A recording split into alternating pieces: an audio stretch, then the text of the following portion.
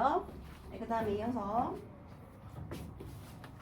그래도 나는 흙이 가진 것 중에 제일 부러운 것은 그의 이름이다. 그럼 뭐냐? 흑흑흑 하고 그를 불러보면 이거 맨 처음에 나왔죠. 흑은 이렇게 여러 가지 기능들을 하는데 여기 처음에 했던 말을 반복해서 하니까 이게 바로 수미상관이 되겠네요. 반복과 변주.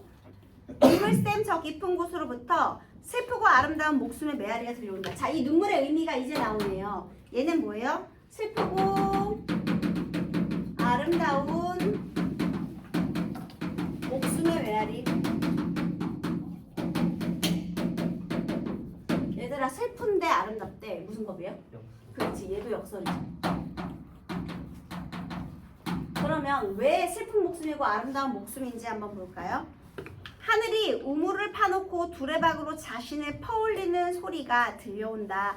아, 이 흑흑흑, 이 메아리아하고 똑같은 또 의미는요. 어떤 의미냐? 자신을 퍼올리는 우물.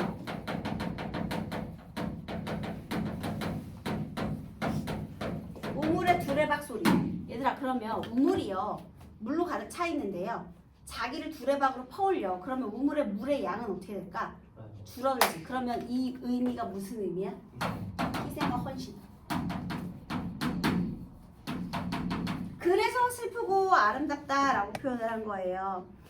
자기를 희생해서 슬프고요.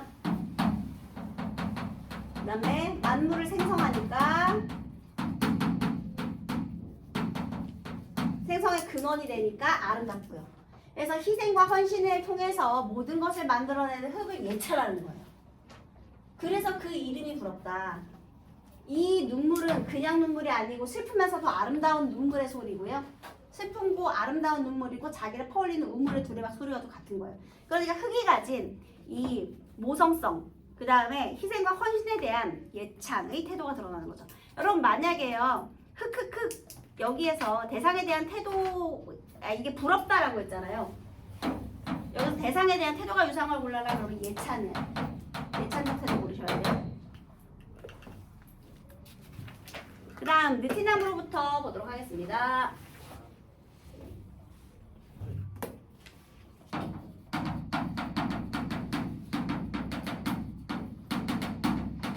자, 복효근 시인의 작품인데요.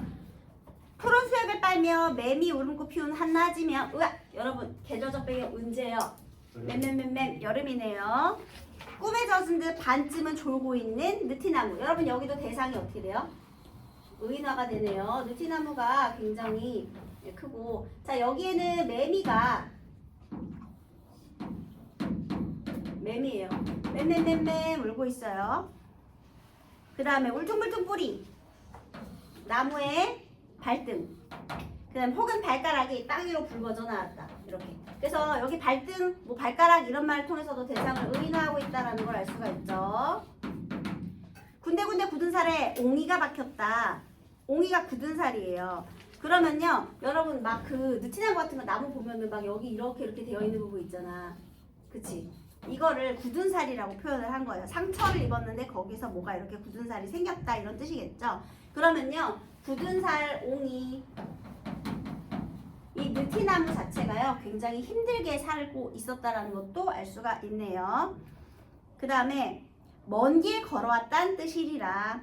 화급히 바빠야 할 일은 없어서 나도 그 위에 앉아 신발을 벗는다. 그렇게 너와 나와는 참 멀리 왔구나. 어디서 왔느냐? 언제부터 여기에 있었느냐? 어디로 가는 길이냐를 물으며 하늘을 보는데, 자, 여기 이렇게 나무 든 거 여기에다가 이렇게 앉아가지고요, 이 사람이 큰 나무에 앉아가지고 여기서 지금 신발 벗었어요.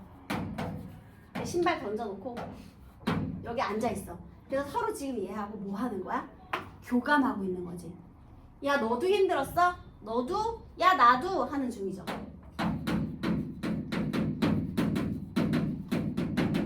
둘이 뭐 하고 있어? 느티나무와 교감 중입니다. 서로 대화를 나눈다. 신발을 벗고 대화를 나눈다는 것 자체가 이제 친근감을 표현하는 거죠. 그래서 서로 뭐해요? 위로하는 거야. 그러면 여러분, 지금 화자는요, 느티나무와 자신을 동일시하는 거예요. 자연을 동일시하는 거죠. 고생하면서 온 이 느티나무. 그 다음에요, 그렇게 하늘을 보는데요. 무엇이 그리 무거웠을까? 부러진 가지, 껍질 그 안쪽으로 속살이 썩어 몸통이 비어갔는데, 자, 이 오래되고 아주 큰 느티나무예요. 여기 하나가 이렇게 부러졌어. 뭐 느티나무 가지가 많겠죠.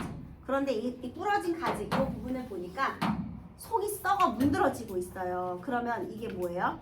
상처를 입었다는 거죠. 느티나무가 상처를 입었어. 속이 멍들어지고 있어. 뭔가 상처, 슬픔이 있어. 그런데 그 속에 뿌리를 묶고 풀 몇 포기가 꽃을 피워. 너네 그 이렇게 다른 꽃 같은 게 여기에서도 이 나무가 이렇게 부러졌을 수가 있죠. 부러진 이 나무 이렇게. 근데 여기에서 풀이 또 다른 풀이 여기 자라고 있는 거야. 썩으니까 여기에 이제 유기체들이 많았겠죠. 그래서 여기 풀이 나오고 있어. 그러면 이 상처를 느티나무의 상처가 다른 생명을 품고 있네. 느티나무가 상처에서 다른 생명을 품고 있네요. 그래서요. 잠시 느티나무의 내생을 보여준다. 돌아보면 삶은 커다란 상처 혹은 구멍인데 자, 지금 이 느티나무의 상처를 통해서 우리 인간의 삶의 의미를 확장시키고 있죠.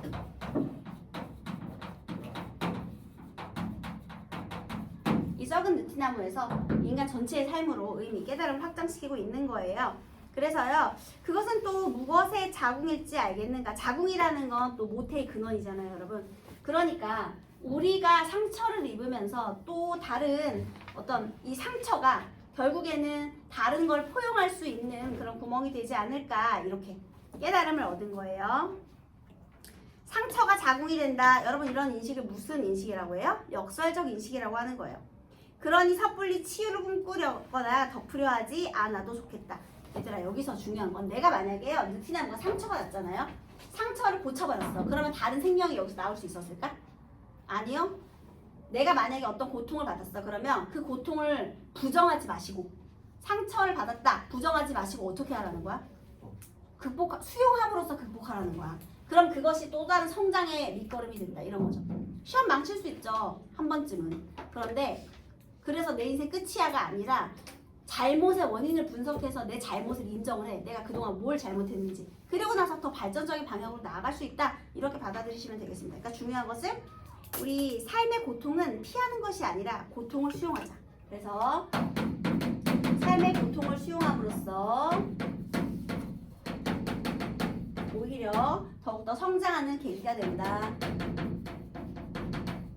고통을 오히려 극복할 수 있다는 거죠. 그래서요, 때 아닌 낫 모기 한 마리 내 발등에 앉아 배에 피꽃을 피운다. 어우, 잡지 않는다. 어우, 왜요?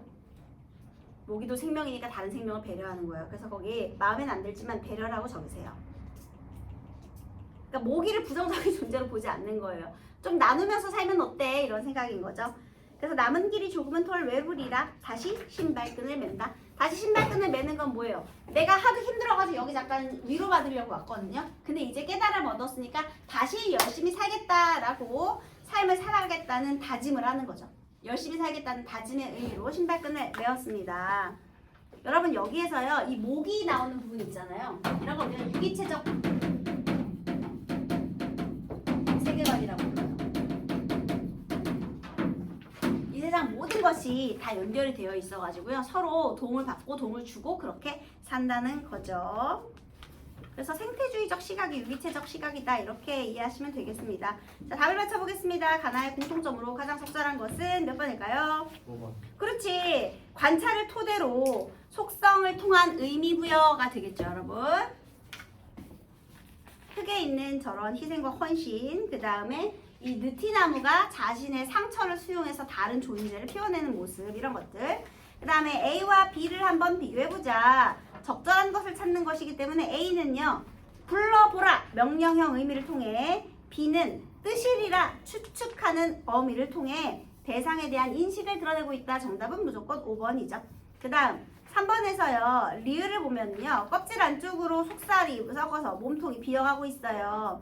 그런데 지금은 상처받는 모습만 보여주는 거지, 거기서 극복하려는 내적 의지가 리을은 아니죠. 몸통이 비어가고 있는 건 지금 상처를 받아가고 있는 거죠. 근데 그거를 느티나무가 상처를 치유하지도 않았어요, 여러분. 그대로 냅뒀더니 그 안에서 다른 생명이 자라난 거죠. 이건 다른 생명에게 내가 배려하는 모습인 거죠. 그 다음 기역부터 미음까지 적절하지 않은 것은 방금 했고요. 그 다음에 4번 자연은 인간을 비롯한 모든 생명체에게 생명의 근원이자 삶의 근원이 된다. 또 다른 생명체를 잉태하거나 다른 생명체가 살아갈 기반을 마련해 준다는 점에서 모성성을 지닌 존재로 인식이 되기도 한다. 자연의 모성성은 고통과 상처를 수반하는 자기 희생을 통해 헌신적 의미가 잘 드러나는데요. 이러한 모성성을 지닌 자연으로부터 포용, 배려, 따뜻함의 가치를 깨닫기도 합니다. 5번 선택지 보겠습니다. 철대어 한가마의 곡식이 돌아오는 씨앗과 배에서 피꽃을 피우는 모기는 이게 왜 모성적 존재예요? 모기가요? 당연히 아니죠. 씨앗을 뿌리잖아요. 그러면 씨앗을 뿌려서 곡식으로 돌아오는 게 보답이 되는 것이고요. 모기는 내가 배려한 존재죠. 내가 피를 나눠주었습니다.